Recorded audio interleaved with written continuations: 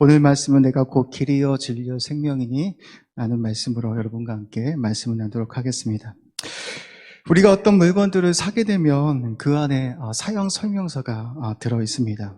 사용 설명서를 잘 숙지할 때 그 제품의 기능들을 잘 유용하게 오랫동안 사용할 수 있습니다. 저는 스마트폰을 남들보다 늦게 샀습니다. 처음 스마트폰을 사고 사용하는데 기능들이 너무나 복잡해서 익히는데 많은 어려움들이 있었습니다. 제가 스마트폰의 기능들을 익히기 위해서 어떻게 했겠습니까? 사용 설명서를 꼼꼼히 살펴보면서 하나하나씩 그렇게 따라 해보았습니다. 그렇게 몇 번을 하다 보니까 스마트폰을 사용하는데 좀 익숙해졌습니다.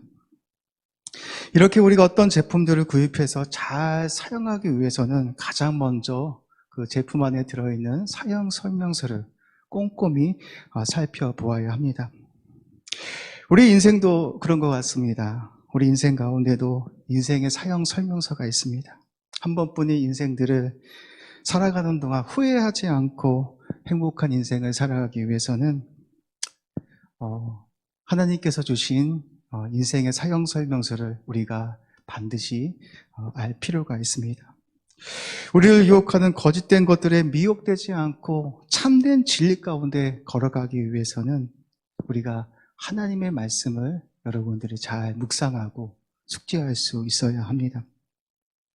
우리가 인생을 살아가면서 이 길이 참된 길이라고 굳게 믿고 한평생 그렇게 믿고 걸어갔는데 인생의 마지막 끝에 여러분들이 선택한 그 길이 참된 길이 아니었음을 알게 될 때 그 인생이 얼마나 불행한 인생이 되겠습니까? 이것이 절대적인 진리라고 굳게 믿고 그렇게 한평생 달려갔는데 인생의 마지막 끝에 여러분이 믿었던 그 진리가 거짓으로 판명될 때 그 인생이 얼마나 불행한 인생이 되겠습니까? 이렇게 사람이 한번 태어나서 바른 길로, 바른 진리 가운데로 걸어가는 것이 너무나 중요합니다. 하나님은 우리 모든 인생들에게 성경을 통해서 참된 길과 참된 진리가 무엇인지 기록해 놓으셨습니다. 하나님은 성경 말씀을 통해서 인간들이 궁금해하는 모든 것들을 하나님의 말씀 안에 그렇게 기록해 놓았습니다.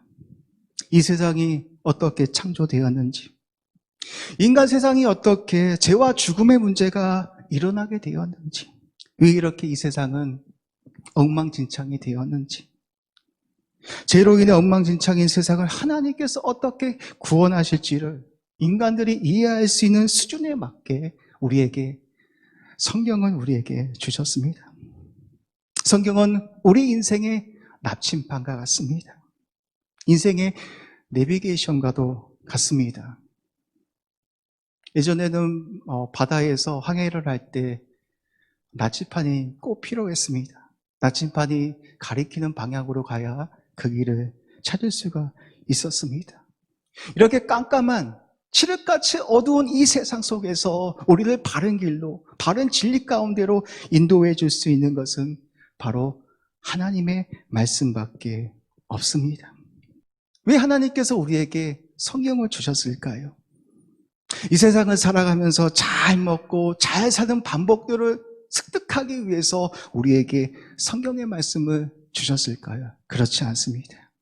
성경의 66권은 오직 예수 그리스도를 위해서 기록되어져 있다는 것을 여러분들이 기억하셔야 합니다.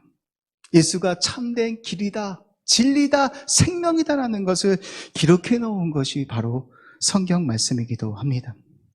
요한복음 5장 39절 말씀에 보면 예수님께서는 이렇게 말씀합니다. 우리 PPT 같이 한번 띄워주세요. 너희가 성경에서 영생을 얻는 줄 생각하고 성경을 연구하거니와 이 성경이 곧 내게 대하여 증언하는 것이니라 라고 이렇게 예수님께서도 말씀하십니다. 또한 요한복음 20장 31절 말씀에 보면 이렇게 말합니다. 오직 이것을 기록함은 너희로 예수께서 하나님의 아들 그리스도이심을 믿게 하려 함이라. 너희로 믿고 그 이름을 힘입어서 생명을 얻게 하기 위해서 하나님께서 우리에게 성령을 주셨다라고 그렇게 말씀하고 있습니다. 구약의 말씀도 마찬가지입니다. 구약의 말씀도 다른 것이 기록되어져 있는 것이 아니라 다 예수 그리스도를 위해서 기록된 것이다라고 이렇게 예수님께서 친히 말씀하셨습니다. 누가복음 24장 44절 말씀에 보면 예수님께서 이렇게 말씀하십니다. 곧 모세의 율법과 선지자의 글과 시편의 날을 가리켜 기록된 모든 것이 이루어져야 하리라. 한 말이 이것이라 하시고 이렇게 말씀합니다. 여러분, 모세의 율법이 무엇입니까? 모세의 율법이 무엇입니까? 모세오경. 우리 청년들은 기본적으로 이런 것을 알아야 합니다. 모세오경은 창세기, 출애굽기, 레위기, 민수기, 신명기를 말합니다. 선지자의 글들은 하나님의 계시를 받고 선지자들이, 예언자들이 하나님의 말씀을 선포한 글들입니다. 여러분들이 잘 아시는 그 시편의 말씀도 예수님께서 말씀하시기를 그 시편의 글도 다 나를 위해서 기록된 것이다 라고 그렇게 말하고 있습니다. 구약의 말씀에는 예수님에 대한 예언들이 456회가 나옵니다. 그런데 예수 그리스도의 그 오심으로 인해서 333회가 성취가 되었습니다. 인류 역사 속에 그 어느 누군가에게 8개의 예언이 성취될 확률은 1만 조분의 1이다라고 그렇게 말을 합니다. 그런데 456회가 구약의 예언이 되어졌는데 333회가 이루어졌다는 것은 하나님의 능력이 아니고서는 가히 이루어질 수 없는 불가능의 수치입니다. 333회가 이루어졌다는 말은 무슨 말씀이기도 합니다. 무슨 말씀입니까? 하나님께서 성경에 기록된 모든 말씀들은 반드시 이루어진다라는 말씀입니다. 하나님께서 성경에서 말씀하신 모든 말들은 참된 진리이기 때문에 그 말씀대로 순종하고 따라가고 믿는 자들이 성경은 복 있는 사람들이다라고 이렇게 말하고 있습니다. 사랑하는 청년 여러분, 설교 시간은 다른 것을 듣는 것이 아닙니다. 예수 그리스도라는 복음에 대해서 듣는 것입니다. 그런데 요즘 설교들이 어떻습니까? 도덕적이고 윤리적인 설교들이 너무나도 많습니다. 조엘 오스틴 같은 긍정적인 힘이란 그런 내용들이 교회 강단 안에 수없이 많이 울려 퍼지고 있습니다. 이런 설교들도 필요하지만 교회 강단에서 가장 중요한 것은 복음 대신 예수 그리스도의 그 말씀이 더 왕성하게 힘있게 울려 퍼져야 합니다. 예전에 어떤 목사님께서 설교를 하시는데 제가 듣다가 그 목사님 말씀이 생각이 나서 한번 이런 글을 준비해 봤습니다. 오늘 목사님이 어느 교회에서 설교를 하시는데 강대상 여기 앞 저 뒤에 이런 글들이 적혀져 있었습니다. 이상한 목사님들이 하도 강대상에서 이상한 설교를 하다 보니까 성도님들이 뒤에다가 이런 글귀를 써놓았습니다. 목사님, 우리에게 예수님에 대해서 더 많이 들려주세요라는 그런 글귀를 써놓았습니다. 예수님께서 나의 죄를 위하여 죽으시고 3일 만에 부활하신 그 복음의 이야기를 오늘도 들려주세요라고 그렇게 글을 적어 놓았습니다. 여러분들은 어떻습니까? 어떤 말씀을 듣기 위해서 오늘 이 자리에 나오셨습니까? 여러분의 마음을, 우울한 그 마음을 달래줄 수 있는, 우쩍한 그 마음을 조금이라도 내가 위로를 받을 수 있는 그런 메시지를 듣기 위해서 이 자리에 나오셨습니까?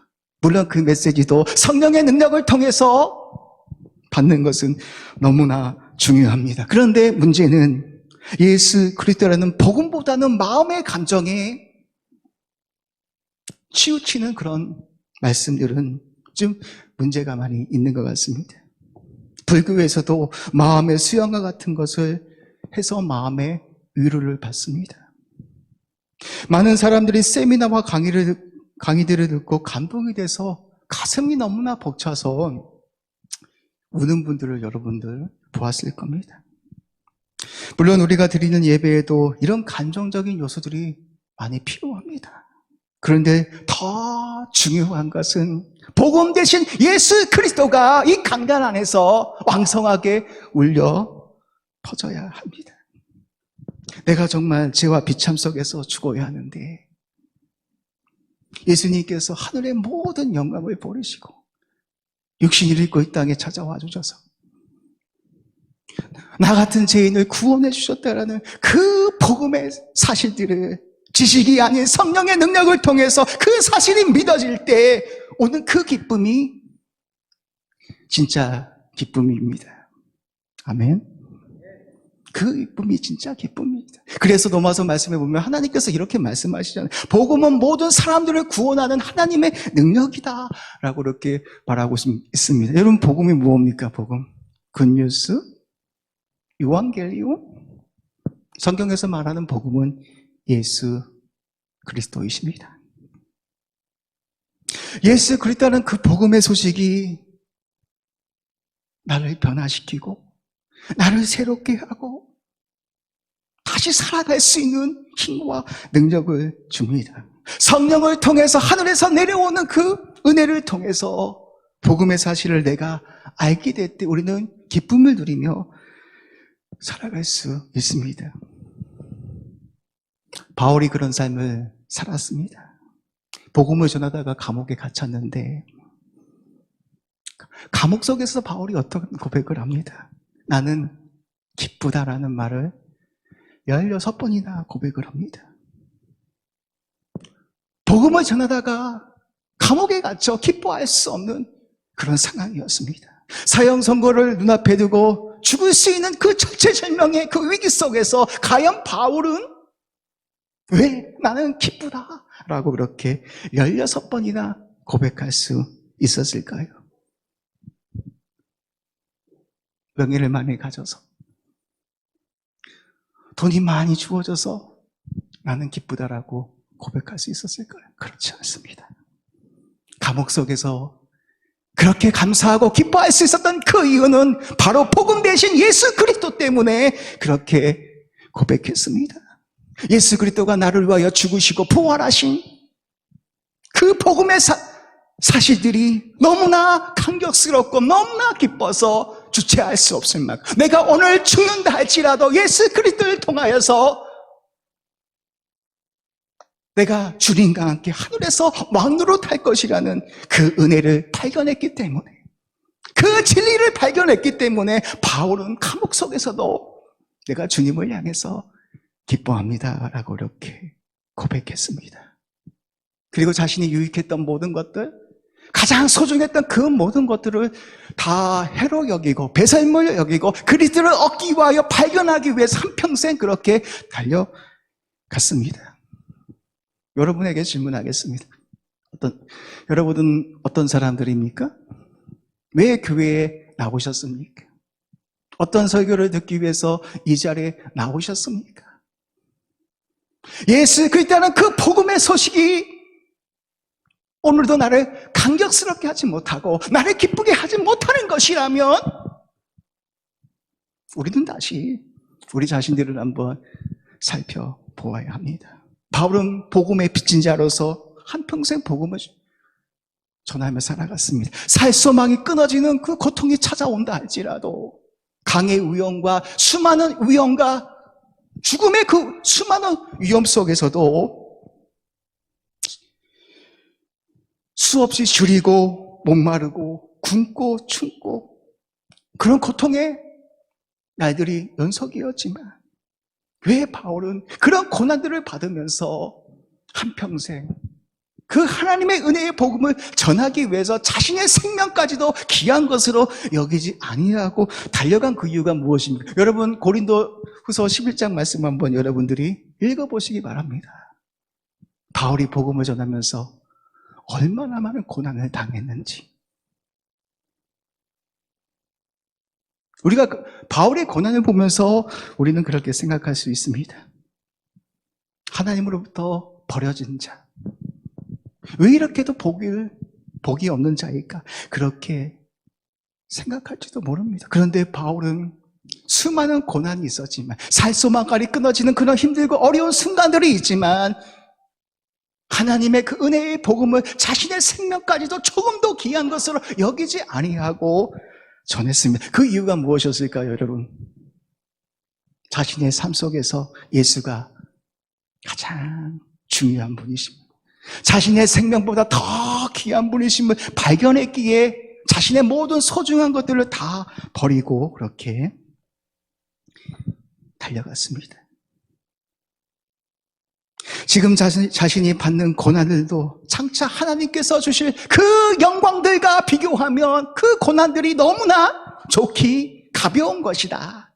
아무것도 아닌 것이다라고 그렇게 믿었기 때문에 바울은 그 고난 속에서도 예수 그리스도를 얻기 위해서 달려갔습니다. 그 예수만 생각하면 잃어버렸던 힘도 벌떡 솟아나서 감사하고 기쁨의 삶을 살아갔습니다. 그 외에는 바로 이런 것을 다 잃어버렸습니다. 교회 강단 속에서 선포되는 메시지가 무엇입니까? 도덕적이고 윤리적인 것이 너무나도 지배해져 버렸습니다. 예수 그리스도가 사라져 버렸습니다. 여러분, 교회는 그리스도를 가르쳐 주는 것입니다.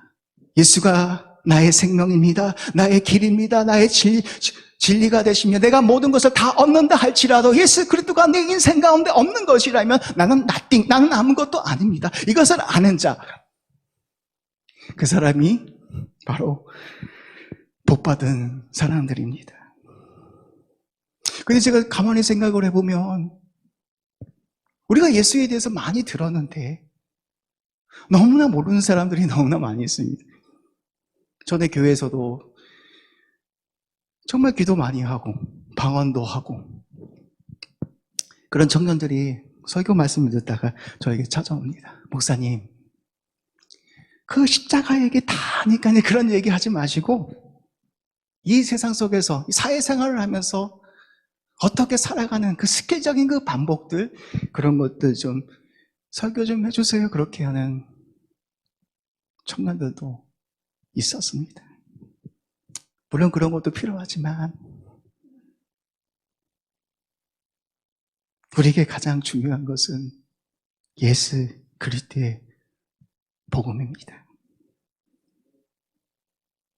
왜 우리가 복음을 들어야 합니까? 인간의 힘으로 풀 수 없는 근본적인 문제를 예수 그리스도를 통해서 우리가 해결받을 수 있기 때문입니다.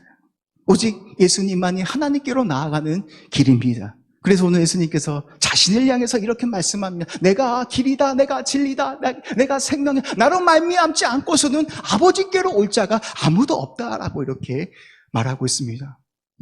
이 말은 구원의 길이 없다는 것입니다. 세상은 어떻게 이야기합니까? 정상에 오르는 길은 여러 길이 있다라고 말합니다. 맞습니다. 가나산 정상에 오르는 길은 여러 길이 있습니다. 모든 종교마다 구원의 길이 있다라고 그렇게 말을 합니다. 그런데 성경이 우리에게 말하는 진리는 무엇입니까? 사도행전 4장 12절 말씀에 보면 다른 이로서는 구원을 받을 수 없나니 천하 사람 중에 구원을 받을 만한 다른 이름을 우리에게 주신 일이 없습니다. 오직 예수 그리스도만이 아버지께로 가는 생명의 길임을 여러분들이 잊지 않으셔야 합니다. 구원의 길은 오직 예수님밖에 없습니다. 예수님을 통하지 않고서는 하나님께로 갈 수가 없습니다. 예수님께서 자신을 하나님께 하목제물로 들으심으로 말미암아 죄로 끌어놨던 모든 인생들에게 하나님이 구원의 길을 주셨습니다. 지난주에 이건희 삼성회장이 세상을 떠났습니다. 장례식이 있었습니다. 이식을 보니까 원불교 장례 예식을 한 것을 보았습니다. 성경이 말하는 진리대로 말한다면 이건희 회장은 구원을 받지 못했습니다.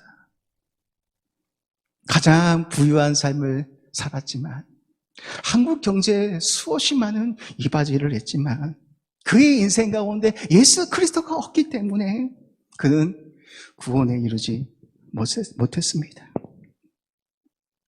두 번째로 예수님은 참된 진리가 되십니다. 예수님은 자신을 진리다라고 말씀합니다. 얼마나 많은 사람들이 참된 진리를 찾기 위해서 왜 이랬습니까? 자신이 신봉하는 종교가 참된 진리임을 굳게 믿고 살아가는 사람들이 참 많이 있습니다. 성철 스님은 참된 진리에 이르기 위해서 8년 동안 늙지도 않은 채 고된 수행을 했습니다. 고된 수행을 통해서 참된 진리에 이르기 위해서 그렇게 8년 동안 눕지도 않고 자지도 않고 수행을 했습니다. 모든 번뇌에 벗어나서 열반에 이르려고 했습니다. 그런데 그가 세상을 떠나면서 한 마지막 말이 있었습니다. 신문에 나온 기사이기도 합니다. 내 죄는 산보다 높고 바다보다 깊은데 내 어찌 감당하랴. 내가 80년 동안 포기한 것이 헛것이로다. 우리는 구원이 없다. 죄값을 해결할 자가 없기 때문이다. 딸 피리와 54년을 단절하고 살았는데 죽을 임종시 찾게 되었다. 피리야, 내가 잘못했다. 내 인생을 잘못 선택했다. 나는 지옥에 간다라고 그렇게 고백을 했습니다. 이 말은 무엇입니까? 인간의 힘으로는, 인간의 능력으로는, 어떤 수행과 고된 노력으로는 구원함에 이룰 수 없다라는 말씀입니다. 오직 구원함에 이룰 수 있는 길은 무엇입니까? 오직 하나님의 은혜로, 하나님께서 값없이 주시는 그 은혜로 말미암아 우리가 구원에 이룰 수 있는 것이지, 내 힘으로, 내 자격으로, 내 능력으로 진리 안에 이룰 수가 없습니다. 바울이 이런 탄식을 하지 않습니까? 로마서 7장 말씀에 보면 바울이 이런 탄식을 합니다. 오라, 나는 공고한 사람이로다. 내가 선한 행위를 행하려고 하는데, 내가 착한 삶을 살려고 그렇게 열심히 노력을 하는데 내 안에 죄가 기회를 타서 나를 또 죄짓게 하는 그 모습을 보면서 사도 바울이 절망을 합니다. 이 말은 무엇입니까? 내 힘으로, 내 능력으로 어떤 선을 해서, 노력을 해서 내가 진리 가운데 이루는 것이 아니라 하나님의 은혜로 모든 인생들은 구원을 받을 수 있다라는 사도 바울의 고백입니다. 세 번째로 예수님은 우리의 생명이 되십니다. 예수님은 우리에게 참된 생명을 주시는 분이십니다. 도스토예프스키가 쓴 죄와 벌에서 주인공 라스콜리니코프가 정단포 주인 노파를 죽인 후 자신의 삶에 대해서 이렇게 노래를 했습니다. 살고 싶다. 영원히 살고 싶다. 할 수만 있다면 영원히 살고 싶다라고 그렇게 노래를 했습니다. 그렇습니다. 죽지 않고 영원히 사는 것이 인간의 영원한 갈망입니다. 그런데 아담 안에 있는 모든 자들은 죽음을 절대 피할 수가 없습니다. 로마서 5장 12절 말씀에 보면 이렇게 말씀하고 있습니다. 그러므로 한 사람으로 말미암아 죄가 세상에 들어왔고 죄로 말미암아 사망이 들어왔나니 이와 같이 모든 사람이 죄를 지었으므로 사망이 모든 사람에게 이르렀느니라라고 이렇게 말씀합니다. 여러분, 성경 말씀을 보십시오. 아담 이후로 모든 자들은 죽음이 임하게 됩니다. 아담과 하하가 죄를 짓고 죽음의 역사가 끊임없이 이어집니다. 창세기 족보를 보면 어떻습니까? 이런 말들이 끊임없이 되풀이 됩니다. 누가 누구를 낳고 죽었더라, 누가 누구를 낳고 죽었다라는 이 말들이 반복되어지고 있습니다. 지구상에서 가장 오랜 세월을 살았던 무드셀라도 996세를 살고 그도 죽었습니다. 영원히 살고 싶지만 영원히 살 수 없는 것이 인간의 한계였습니다. 이런 죽음의 역사를 누가 끊어주셨습니까? 여러분, 이것을 알아야 합니다. 우리 모든 인생 가운데 죽음의 역사가 계속해서 이어지고 있었는데 누가 그 죽음의 역사를 끊어주시고 우리 가운데 생명의 역사가 일어나게 하신 분이 과연 누구십니까? 여러분, 마태복음 1장에 보면 예수님의 족보가 나옵니다. 근데 그 말씀에는 죽었다라는 말이 없습니다. 누가 누구를 낳고 이런 반복이 나오는데 죽었다라는 말이 나오지 않습니다. 이 말은 이제 예수 그리스도를 통해서 죽음의 역사가 끝이 나고 생명의 역사가 일어나게 될 것이다 라는 말씀이기도 합니다. 우리가 착각하는 것은 이런 것입니다. 우리 안에 생명이 있다라고 합니다. 여러분 그렇지 않습니다. 여러분 안에 생명이 없습니다. 우리는 그냥 유한한 인생을 살고 죽을 뿐입니다.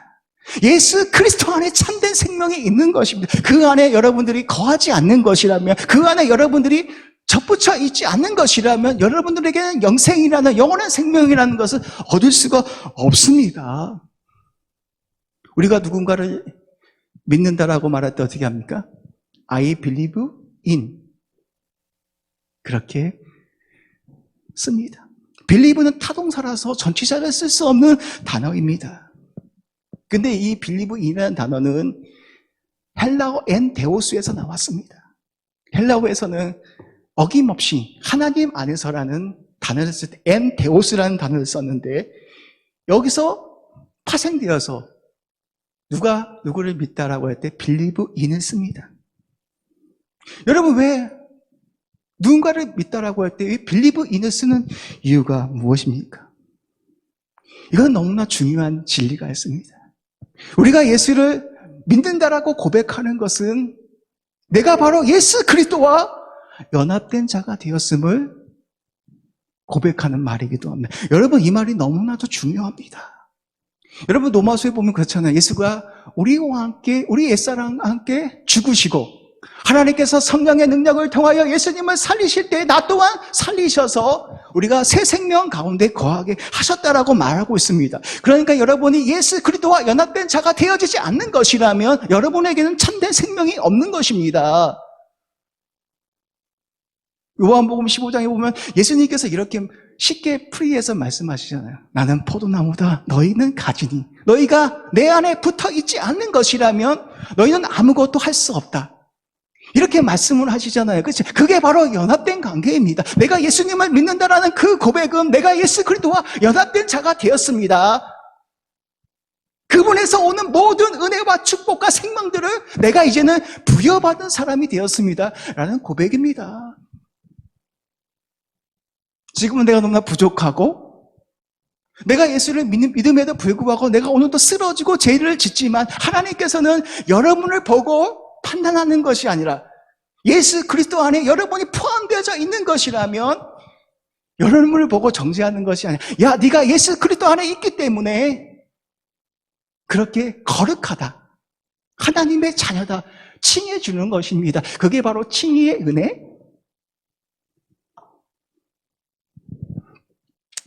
그렇습니다. 예수 그리스도 안에는 엄청난 복음이 있는 겁니다.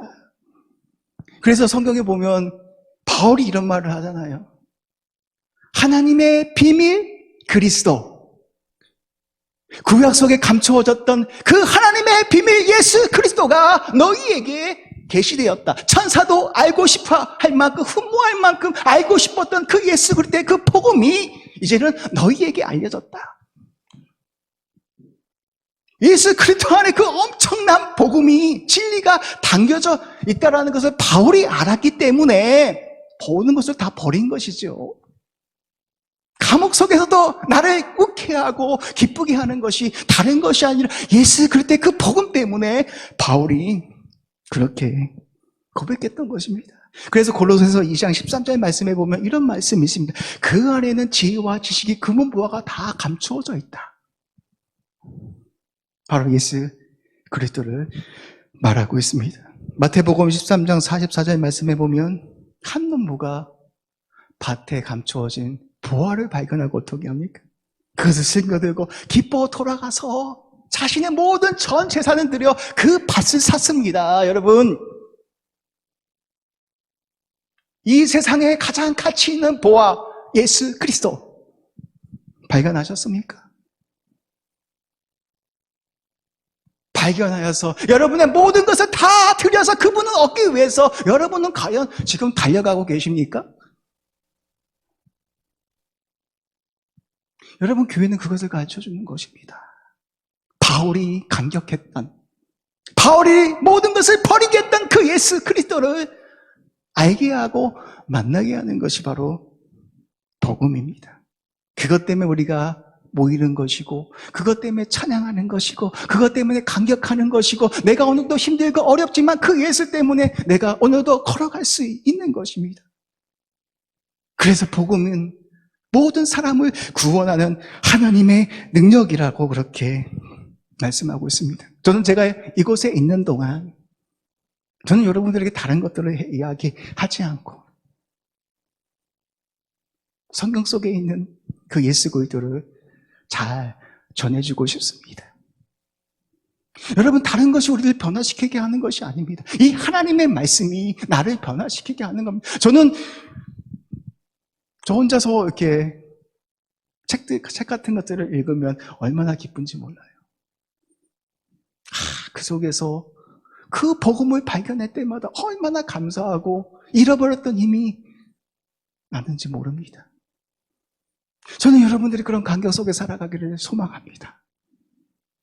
복음은 우리의 모든 삶을 일으키는 놀라운 능력이라고 그렇게 말하고 있는데 오늘날 교회들이 이 힘과 능력을 다 잃어버렸습니다. 우리 청년들조차도 그 구원의 간격을 다 잃어버렸습니다. 우리가 무엇을 회복해야 될까요? 나의 생명, 나의 모든 전부, 그 그리스도를 발견하는 것입니다. 그 안에 모든 것이 다 숨겨져 있다는 것을, 나의 생명보다 더 귀한 분이 예수라는 것을 우리가 발견하는 그 삶, 그것이 교회를 일으키는 능력입니다. 그 복음이 우리 청년부를 일으키는 힘과 능력입니다. 다른 것이 아닙니다. 프로그램이 아닙니다. 말씀과 기도가 그 성령의 능력을 통하여 저와 여러분들을 일으켜 세워주는 것이지, 다른 것이 우리를 세울 수가 없습니다. 왜 그러냐면 하나님은 예수 그리스도 그 복음을 통해서 역사하시기 때문입니다. 저는 여러분들이 이 청년의 삶을 살아가는 동안 얼마나 힘이 듭니까? 어렵습니까? 여러분의 얼굴을 볼 때마다 우울한 그 얼굴들을 보면서 좀 답답할 때도 있었습니다. 왜 이렇게 저렇게 오래 다니고 교회를 다니는데 삶이 이렇게 힘들어서 그럴까? 바울처럼 감옥 속에는 있지만 그 예수님 때문에 내가 감사하고 기뻐할 수 있는 청년들이 더 많이 일어날 수 있다라는, 정말 예수 그리스도 안에는 이 세상의 것들과 비교할 수 없을 만큼 엄청난 금은보화와 숨겨져 있다라는 그 사실을 우리 청년들이 알기만 한다라면 얼마나 좋을까? 저는 그런 생각을 해봅니다. 그래서 제가 오늘도 설교를 준비하다가 어려운 거 할 거 없겠다. 다시 쉬운 것부터, 기초부터, 복음부터 다시 시작해야겠다. 교회의 생명, 그 예수 그리스도의 그 복음을 다시 들려주어야겠다.